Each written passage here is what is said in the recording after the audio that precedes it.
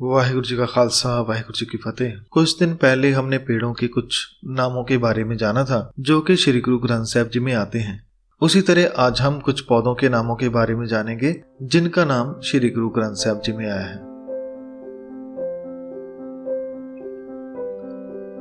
संगत जी, पौधे भी पेड़ के जैसे हैं पर बहुत छोटे हैं। वे इंसानों को छांव तो नहीं दे सकते मगर वह फल जरूर देते हैं, वह भोजन जरूर देते हैं और बहुत सारे पौधे दवाई के काम भी आते हैं, जैसे कि अक का पौधा। इसे हिंदी में मंदार, आक, अर्क और अकवा भी कहते हैं। ये बहुत से रोगों के काम आता है। इसका फल कड़वा होता है मगर असरदार होता है। फल पक जाने पर इसमें से रुई जैसे फूल निकलते हैं। वे आपने कभी न कभी हवा में उड़ते हुए जरूर देखे होंगे। गुरबानी में इसका नाम दर्ज है। गुरु साहब फरमाते हैं कि अक स्यों प्रीत करे अक तिड्डा अक डाली बह खाए। इस पंक्ति में एक तो पौधे का नाम है आक का पौधा और दूसरा एक कीट का नाम है जिसे हम टिड्डा या टिड्डी कहते हैं, उसका नाम भी है। अर्थात टिड्डा का आक के पौधे से बहुत प्रेम होता है। वह उस पर बैठकर उसे खाता है। वह थोड़ा सा खाकर भी मस्ती में उठता है और गुरु साहब हमें समझाना चाहते हैं कि वह थोड़ा खाकर मस्ती करता है और हम इतना कुछ खाकर भी ना शुक्रे हुए रहते हैं। अरंड का पौधा। अरंड को अरंडी या एरंड भी कहते हैं। ये एक झाड़ीदार पौधा है। आपने इसे जरूर देखा होगा। इस पौधे के बीजों से तेल तैयार किया जाता है जो बहुत जगह काम आता है। इसका तेल मशीनों आदि में भी इस्तेमाल किया जाता है। इस पौधे का नाम भी गुरबानी में दर्ज है। गुरु साहब फरमाते हैं कि तुम चंदन हम अरंड बापुरे संग तुम्हारे बासा। अर्थात हे परमात्मा, तुम चंदन के पेड़ जैसे हो और मैं बहुत छोटा अरंडी के पौधे के जैसा, परंतु आपके संग रहने से आपकी खुशबू मुझ में भी आने लग गई है। कहने का अर्थ कि यदि हम अपने मन को परमात्मा से जोड़ें तो हम में भी उस मालिक के गुण आने शुरू हो जाते हैं। सरसों। पंजाब की सबसे खास सब्जी साग जो सरसों से ही बनती है। सरसों के खेत देखने में बहुत खूबसूरत लगते हैं। पीले फूल और इनकी सुगंधी तो लाजवाब है ही, लेकिन इसका तेल भी बनता है। इसके साथ अन्य कार्य जैसे अचार बनाने में, साबुन बनाने आदि में ये कई जगह काम आता है। गुरबानी में सरसों का नाम है जो कि इस प्रकार है। काची सरसों पेल के ना खल पई न तेल। अर्थात अगर कच्ची सरसों को खेत से तोड़ लिया जाए और उससे तेल निकालने की कोशिश करो तो कुछ भी प्राप्त नहीं होगा। ना तेल मिलेगा और ना ही खल मिलेगी। कहने का भाव कि यदि कच्चे गुरु के पास रहेंगे तो हमें कुछ भी प्राप्त नहीं होगा। इसलिए सच्चे गुरु श्री गुरु ग्रंथ साहिब जी से जुड़े और जीवन को सफल करें।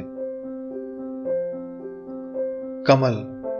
इसका नाम तो सबने सुना है। ये बहुत पुराना फूल है जो अक्सर तालाबों में पाया जाता है। ये राष्ट्रीय फूल भी है और इसके बहुत सारे नाम भी हैं जैसे पदम, पंकज, पंकुरह, पुंडरीक, तामरस, इंदिवर आदि। गुरु साहब ने बहुत बार कुर्बानी में कमल की उदाहरण देकर समझाया कि कमल जैसे बनो, कीचड़ में रहकर कीचड़ से ऊपर रहो। जैसे कि ज्यों जल अम्भ ऊपर कमल निरारे। अर्थात जैसे कमल का फूल जल में रहकर जल से निराला रहता है, ऐसे ही ऐ इंसान तू भी दुनिया में रहकर दुनिया से ऊपर रह। तुम्हें दुनिया से भागना नहीं है बल्कि दुनिया में रहकर ही निरंकार को पाना है। कपास। कपास का पौधा जिसकी खेती की जाती है, इसको सफेद गेंद जैसे फूल लगते हैं जो कि रुई होती है। इसी से सूती कपड़े तैयार किए जाते हैं। इसका नाम गुरबानी में कपास भी आया है और कपास भी। गुरु साहब फरमाते हैं कि लोहा मारण पाइए टह न होए कपास। अर्थात यदि लोहे को पीट पीट कर बहुत बारीक कर दिया जाए फिर भी वह कपास के जैसा नरम नहीं हो सकता। यहाँ पर गुरु साहब समझाते हैं कि मनमुख या विकारी इंसान लोहे जैसा होता है, जिसको कितना भी समझाओ वह नरम नहीं होता। उसमें मानवता वह परमात्मा के प्रति प्रेम नहीं जागता। ईख यानी गन्ना। ईख को पौधा कहा जाता है। गुरबानी में इसका नाम कमाद, ईख आदि नामों में आया है और उससे बनने वाले गुड़ व शक्कर का नाम भी काफी बार गुरबानी में आया है। कहा जाता है कि मीठे का दूसरा नाम गन्ना है, यानी ईख है। इससे गुड़ व चीनी बनती है। गुरु साहब फरमाते हैं कि शब्द रते मीठे रस ईख। ईख को बहुत ही मीठा माना जाता है, इसका स्वाद सबको भाता है। गुरु साहब फरमाते हैं कि ऐसा ही एक मीठा रस है जो कि शब्द है। जो मनुष्य शब्द में रच जाता है, जो शब्द से प्रेम करने लग जाता है, उसका जीवन भी ईख के जैसा मीठा हो जाता है। उसके स्वभाव में गन्ने जैसी मिठास आ जाती है। कुसुम। कुसुम, जिसे गुरबानी में कुसुम्भा कहा गया है, इसका फूल देखने में केसर के जैसी लगता है, मगर वैसा होता नहीं। इसके फूलों का रंग पीला व लाल होता है। इसका तेल भी तैयार किया जाता है, मगर गुरबानी में इसका जिक्र माया के साथ जोड़कर किया गया है, क्योंकि इसका फूल ज्यादा धूप बर्दाश्त नहीं कर सकता। धूप से इसका रंग फीका पड़ जाता है। गुरु साहब फरमाते हैं कि यह माया रंग कसुम्भ किन मह लह जावना, अर्थात कि माया का रंग कुसुम के फूल के जैसा है जो पल में फीका पड़ जाता है। गुरु साहब समझाते हैं कि हमें भी फीके जीवन वाले नहीं बनना, जो जरा जरा सी बात से डर जाए, सहम जाए। हमें गुरबानी द्वारा निडर बनना है, सच्चे और पक्के बनना है। कुमुदनी। कमल के पौधे जैसा एक और पौधा है जिसे कुमुदनी या फिर नील कमल भी कहते हैं। ये दोनों देखने में एक जैसे लगते हैं, मगर इन दोनों में बहुत अंतर है। कमल का फूल पानी से ऊपर उठ जाता है, मगर कुमुदनी उतना ऊपर नहीं उठ पाती जितना कमल उठता है। इसके अलावा कमल के पत्ते गोल होते हैं, मगर नील कमल के पत्ते बीच में कटे हुए होते हैं। कमल सूर्य को देखकर खिलता है और कुमुदनी यानी नील कमल चांद को देखकर, जिसके बारे में गुरु साहब फरमाते हैं कि चंद कुमुदनी दूरों निवसस अनुभव कारण रे। कुमुदनी यानी नील कमल के ऊपर कितने भंवरे घूमते हैं। कभी उसके पास मेंढक आते हैं और कभी कोई पानी वाली जीव, पर उसका किसी से प्रेम नहीं होता। उसका प्रेम चांद से होता है, उसे देखकर वह खिल जाता है। ऐसे ही गुरु साहब समझाते हैं कि हमारे आसपास चाहे कितना कुछ हो, लेकिन हमारा मन हमेशा परमात्मा से जुड़ा रहना चाहिए। फिर देखिए कैसे हम नील कमल के जैसे खिलते हैं। केसर। गुरबानी में केसर का नाम आया है। इसके और भी नाम गुरबानी में आए हैं, जैसे कुंगू और कुंकम। ये सुगंधी वाला पौधा है और ये बहुत कीमती भी है। इसे लोग बहुत शौक से शरीर पर इत्र की तरह लगाते भी हैं और कीमती पदार्थों जैसे खाते भी हैं। गुरबानी में इसका फरमान है कि केसर कुसुम मृगमय हरण सर्ब शरीरी चढ़ना, अर्थात केसर हो या कुसुम का फूल हो या फिर कस्तूरी या सोना, इसे सभी लोग काम में लेते हैं। अमीर हो गरीब हो, ऊंची जात नीची जात हो, ये सबके लिए बराबर है। गुरु साहब फरमाते हैं कि परमात्मा के भक्त भी ऐसे ही होते हैं जैसे केसर, जैसे सुगंधी देने वाले फूल इत्र, ये सबको सुगंधी देते हैं बिना किसी भेदभाव के। ऐसे ही भक्त होते हैं। तुलसी। भारत में तुलसी के पौधे को बहुत पवित्र माना जाता है। इसे हिंदू अपने आंगन में भी लगाते हैं। ये सुगंधी देने वाला पौधा है और ये औषधि के काम भी आता है। गुरबानी में इसका नाम तुलसी आया है। गुरु साहब फरमाते हैं कि मृग आसन तुलसी माला, अर्थात ऐ पंडित तू हिरण का आसन लगाकर बैठता है, तुलसी की माला पहनता है। इसके आगे भी इस शब्द में और भी बहुत कुछ लिखा है कि कैसे तुम कितने तरह के धार्मिक कार्य करते हो, नाम जपते हो, जप तप करते हो, परंतु जो असल कार्य है उस परमात्मा से एक होना, वो कार्य नहीं करते। कर्म धर्म तो याद है पर परमात्मा याद नहीं, तो मन से उसे याद ही नहीं करता है, इसलिए तेरा किया हुआ धर्म कर्म बंधन बन जाता है। तिल। तिल का पौधा बहुत गुणकारी पौधा है। इसका तेल भी बनाया जाता है और ये तिल बहुत छोटे आकार के होते हैं, जिसके कारण जब किसी छोटी चीज के बारे में बताना हो या कुछ पलों के बारे में बताना हो तो तिल का नाम लिया जाता है।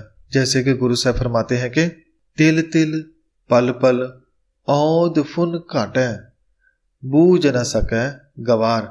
यहाँ पर तिल का अर्थ है थोड़ा समय, कुछ पल, यानी पल पल हमारी उम्र कम हो रही है लेकिन हम इसे समझ नहीं पा रहे और जीवन को बेकार के कामों में लगाकर गवा रहे हैं।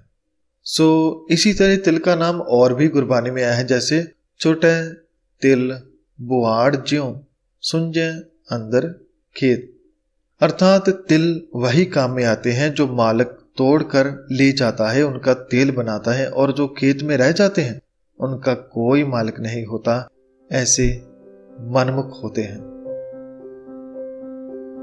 धतूरा, धतूरा का पौधा और उसका फल कड़वा होता है। वैसे कई लोग मंदिरों में चढ़ावे के तौर पर भी इसे चढ़ाते हैं, मगर ये फल बहुत कड़वा है, इसलिए जब गुरबानी में इसका नाम आया तो कड़वे फलों में आया। जैसे कि गुरु साहब फरमाते हैं कि तुम्मी तुम्मा विस अक ततूरा निम फल मन मुख वसै तिस जिस तू चितना आवहे।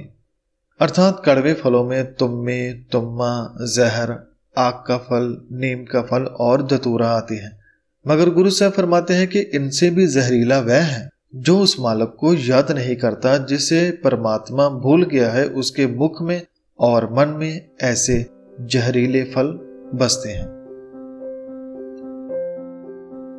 बांस, बांस का पौधा। जब हमने पेड़ की वीडियो बनाई थी तो कुछ संगत ने पूछा था कि इसमें बांस के पेड़ का नाम क्यों नहीं शामिल किया।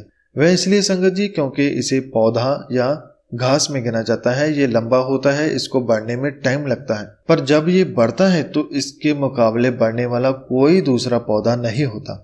ये काफी तरह से हमारे जीवन की रोजमर्रा की जिंदगी में काम आता है। गुरबानी में इसका नाम आया है। गुरु साहब फरमाते हैं कि निकट बसंतो बांसो नानक अहंग बुद्धना बोहते। अर्थात चंदन के नजदीक यदि कोई पेड़ लगा दिया जाए तो उसमें भी चंदन की खुशबू आने लग जाती है, परंतु बांस एक ऐसा घास है जो चंदन पेड़ के पास होते हुए भी चंदन जैसा नहीं बनता, उसमें खुशबू नहीं आती। ऐसे ही कुछ लोग बांस के जैसे अकड़ वाले होते हैं जो मन को झुकाते नहीं, जो परमात्मा के नाम को भीतर नहीं जाने देते, जिस कारण उनमें अच्छाई की सुगंधी नहीं आती। भांग, भांग का पौधा उत्तर भारत में ज्यादा पाया जाता है। कुछ लोग इसका नशा भी करते हैं, लेकिन ये केवल नशे के लिए ही नहीं होता, बल्कि इसकी खाल की रस्सियां भी तैयार की जाती हैं, इनकी बोरी भी बनाई जाती है। अगर विदेशों में देखें तो इसकी खेती भी होती है। इसी से आजकल पानी वाली बोतलें आदि चीजें बनाई जाती हैं, क्योंकि इससे प्रदूषण नहीं फैलता। जब इसकी बनी हुई बोतल की तारीख समाप्त हो जाती है तो इसकी गंदगी नहीं होती, ये खुद ब खुद मिट्टी में मिल जाती है। तो गुरबानी में भांग का नाम आया है, जैसे कि पाओ तेरा भांग खलड़ी मेरा जीत। अर्थात कुछ लोग भांग को नशे के तौर पर खाते हैं, उसे किसी डब्बी में डालकर रखते हैं, मगर गुरु साहब फरमाते हैं कि मुझे किसी और नशे की जरूरत नहीं। मेरे लिए परमात्मा का अदब, उसका हुक्म ही मेरे लिए भांग है, और ये शरीर उस भांग की डब्बी है। यानी इस शरीर में उसी का हुक्म है, उसी का प्रेम है। यही मेरा असल नशा है, जिसे करने के बाद मन जगा हुआ रहता है। मजीठ, मजीठ का पौधा कई तरह से प्रयोग में लिया जाता है। इसे औषधि के तौर पर भी लिया जाता है, मगर गुरबानी में इसके रंग के कारण इसका नाम गुरबानी में आया है। इसका रंग लाल होता है और बहुत ही पक्का होता है। ये रंग केवल फूल में ही नहीं बल्कि इनकी जड़ें और तने में भी होता है, जिसको पीसकर या इसकी टहनियों को या जड़ों को सुखाकर उबाल कर इसमें से रंग निकाला जाता है। गुरु साहब फरमाते हैं कि ज्यों उबली मजीठ रंग गह गहा त्यों सच्चे नौ जियो दे। अर्थात जैसे मजीठ का रंग निकालने के लिए उसको उबाला जाता है और जैसे जैसे यह उबलती है उसका रंग निकलता है, ऐसे ही है मेरे मन, तो भी सच्चे परमात्मा से खुद को जोड़ और भीतर से उसका रंग, उसका प्रेम पैदा कर। जैसे मजीठ का रंग पक्का और लाल होता है, ऐसे तू भी निरंकार के रंग में पक्के तौर पर रंग जा। इस तरह संगत जी और भी बहुत सारी जानकारी है श्री गुरु ग्रंथ साहिब जी के अंदर। जैसे घास, घास भी कई तरह का है जिसका नाम गुरबानी में आया है। उसके बाद बेल और अन्य प्रकार की जानकारी। इसके साथ खाने वाले पदार्थ जैसे गेहूं, चावल, मक्का, जौ आदि, इनके नाम भी गुरबानी में आए हैं। संगत जी, गुरु साहब छोटे से छोटे पदार्थ से भी बड़ी से बड़ी शिक्षा दे जाते हैं और हमें जीवन का सार समझा जाते हैं। संगत जी, यदि हम गुरबानी को इस प्रकार खोज कर या समझ कर पढ़ते हैं तो मन को फिर टिकाना नहीं पड़ता, बल्कि ये खुद ही टिक जाता है। और इस तरह पढ़ने से एक तो मन को बाहरी ज्ञान मिलता है और दूसरा उसी के कारण भीतर का ज्ञान भी प्राप्त हो जाता है, यानी हमें अपने आप की समझ आती है, अपने भीतरी खजाने की हमें समझ आने लग जाती है, जिससे हमारे जीवन में बदलाव आता है। हम बुराई से हटकर सच्चाई और अच्छाई भरा जीवन जीते हैं। तो संगत जी, आज की वीडियो में इतना ही। मैं धन्यवाद करता हूँ साहब श्री गुरु ग्रंथ साहब जी महाराज जी का, जो उन्होंने हमें इतने प्यारे संदेश पौधों के माध्यम से दिए। और आप सभी का भी धन्यवाद गुरु जी के उपदेश सुनने के लिए। वाहिगुरु जी का खालसा, वाहिगुरु जी की फतेह।